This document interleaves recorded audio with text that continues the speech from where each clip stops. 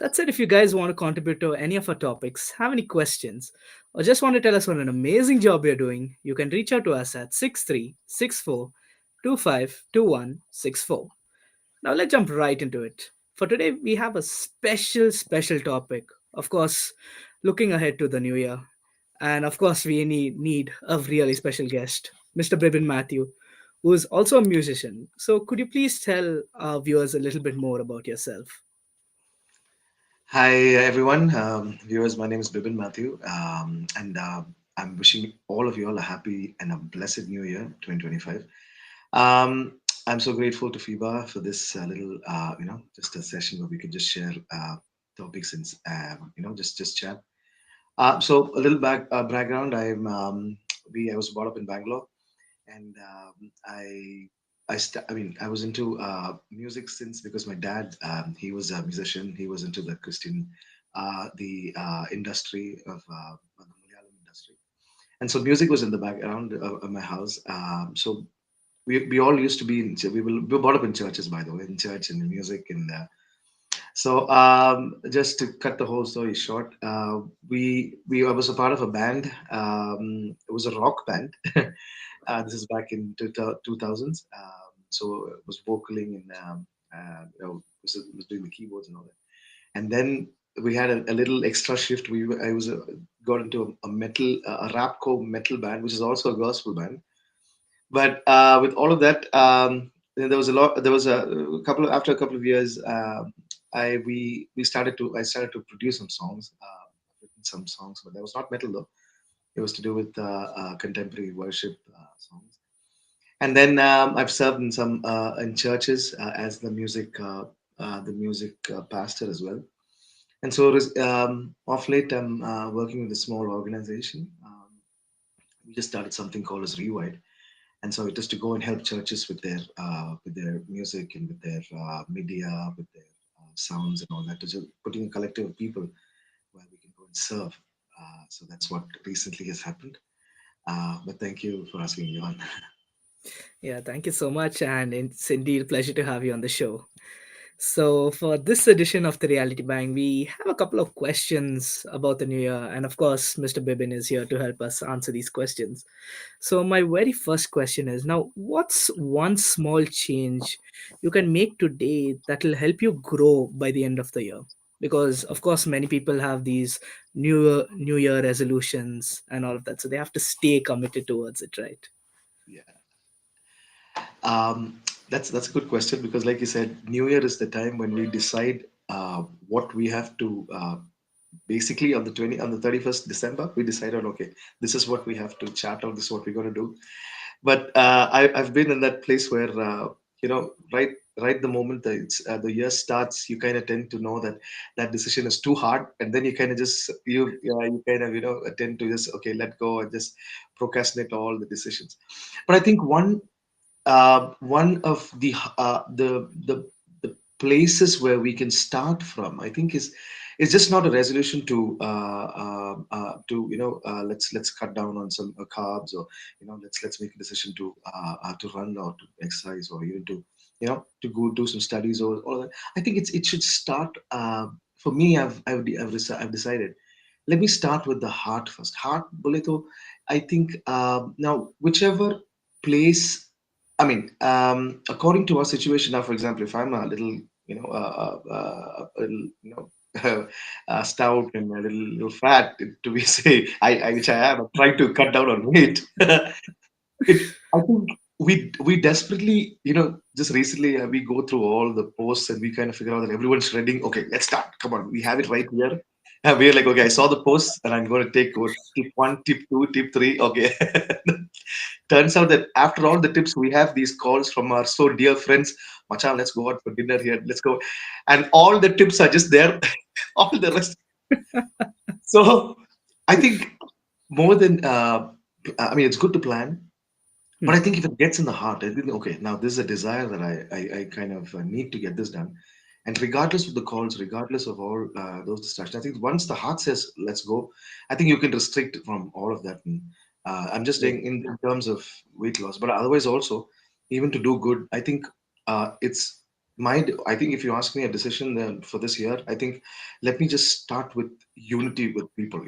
It regardless of backgrounds, regardless, let me just stay close to people who have the same heart, same mentality, so that something good can be done. I kind of think we'll Yeah. start. Now, coming over to the next question. Now, of course, there's a saying, when things don't go as planned, how can we use these, setbacks to grow and stay motivated? Because, as you said, like in the journey of weight loss, of course, we're going to have many, distractions. Yeah,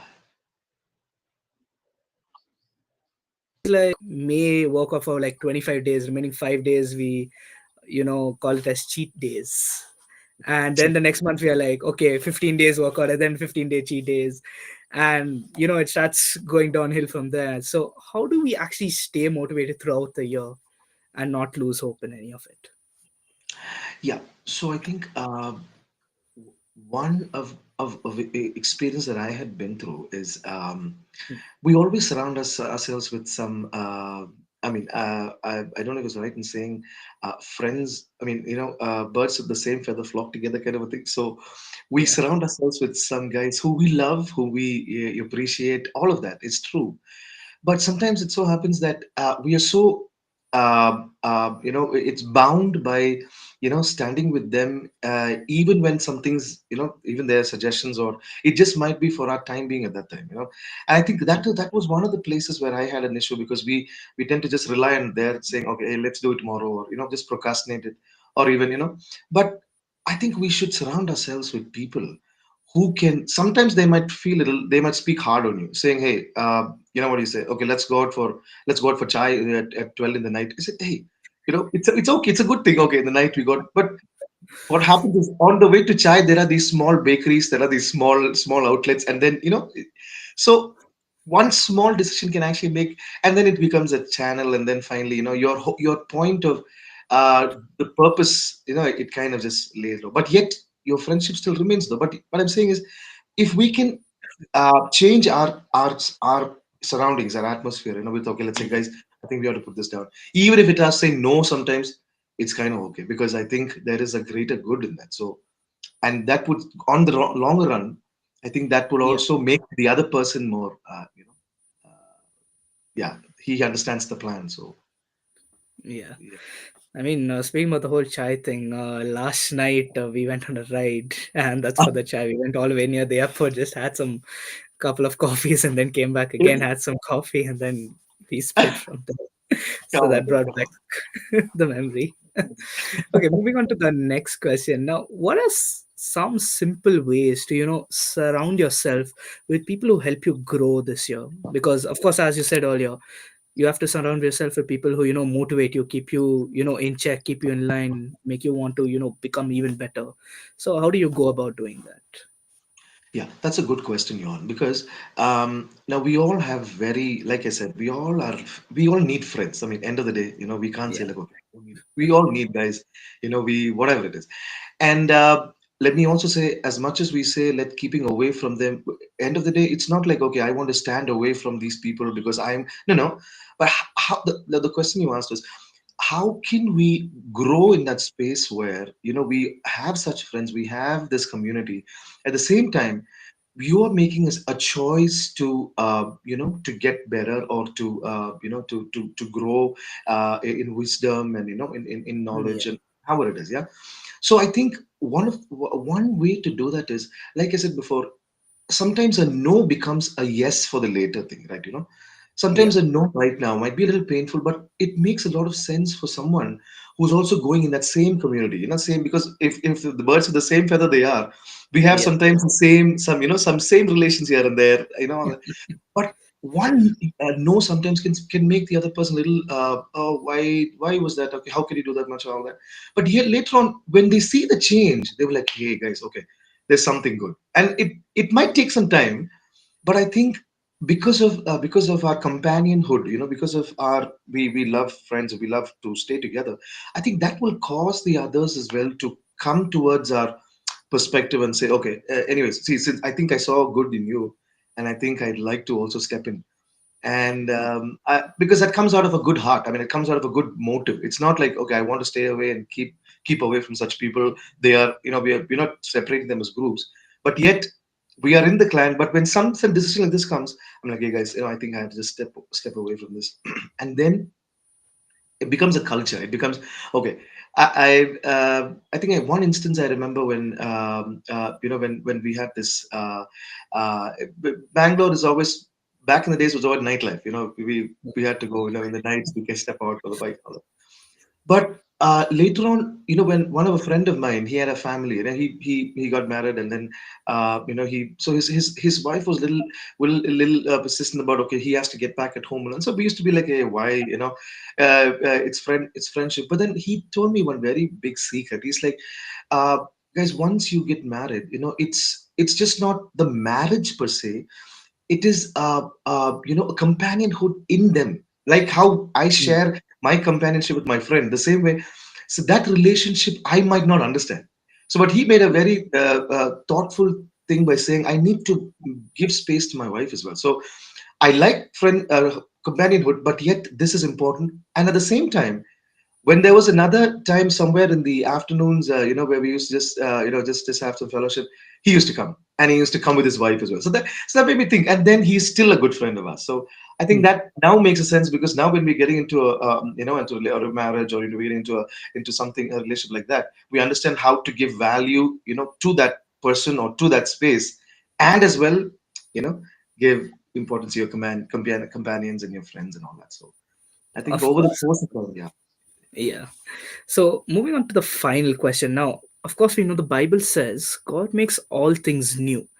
Now, how can we experience that renewal in our spiritual lives this year? Ah, that's the nailing question, Yohann. That's something that we love to talk about, because I think Yeah. God is the one who has good plans.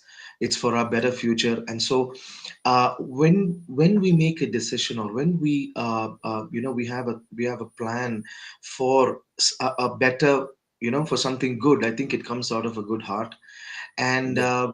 definitely we have God who's sealing it at the back, because I think he is not a one who. I mean, like I always think of the example of the prodigal son in the Gospels, where the term of it terms as prodigal son, but actually it is a loving father, because the son, no matter how hard he was, no matter how bad he was when he left, no matter what he did, with his friends and all that, the moment it says in the word that when he came to his senses, right? So that moment was when he thought of coming back to his home, to his father, and then falling at his feet, and asking for forgiveness, all of that. But he's thinking of all of that, contemplating that in his mind, and he's walking home, he's crying, probably he's sobbing, he's thinking of his dad. He's probably, I think he's thinking, that his father's going to be too hard on him, whatever. He's coming back, and the dad stands at the door. I don't know how many ever hours or days he was standing at the door. The moment he sees his son, he rushes to his son, and he explodes in love. And he never went into a space where he said, okay, I told you not to do that, or, you should have done this better, or nothing of that sort. But he goes and just embraces him. He calls the servants, and he, before even the son wants to express his concerns and this, sorry and all, nothing of that sort. His father embraces him, takes him home, gives him the best of the food, and a clothing and ring. So this is what I was thinking. The moment we decide on, the moment it comes into our senses that, hey, okay, let's get this done. I think the Father's waiting to embrace Himself on us and say, okay, forget about what happened. Let's get this. We're going to sort it out together. And I think that is some space where we can grow more in wisdom and grow more in Him, because that is where it's your freedom starts. If not, you're going to stand with those things like, okay, no, I have to get it done, I have to do this done. But without the Lord, I think without His embrace, without His covering, it's going to be the hard, we're going to do the hard toiling. But when the Father embraces it, I think you are already accepted. You're walking in that freedom. So I think, yeah, that makes a difference. Yeah. So, with that said, that officially brings us to the end of today's show. And a huge thank you to Mr. Bibin for joining today's show and providing us with your valuable insight. Thank you, Johan. Thank you so much. Okay. And with that, and With that said, I just once again want to thank Mr. Bibin for giving time off. And, we started this whole new year, and it's indeed great to start it with you. Thank you. Bless you. Yeah. Yeah. Thank you. And that's it. If you guys want to contribute to our topics, have any questions, or just want to tell us what an amazing job we are doing, you can reach out to us at 6364252164. And a huge thank you to our listeners for tuning in to this edition of the Reality Bang, your weekly dose of your power, brought to you by FIBA Online. This is Ajay Yohann. Hope you have an amazing week, and I'll see you next Monday. God bless you.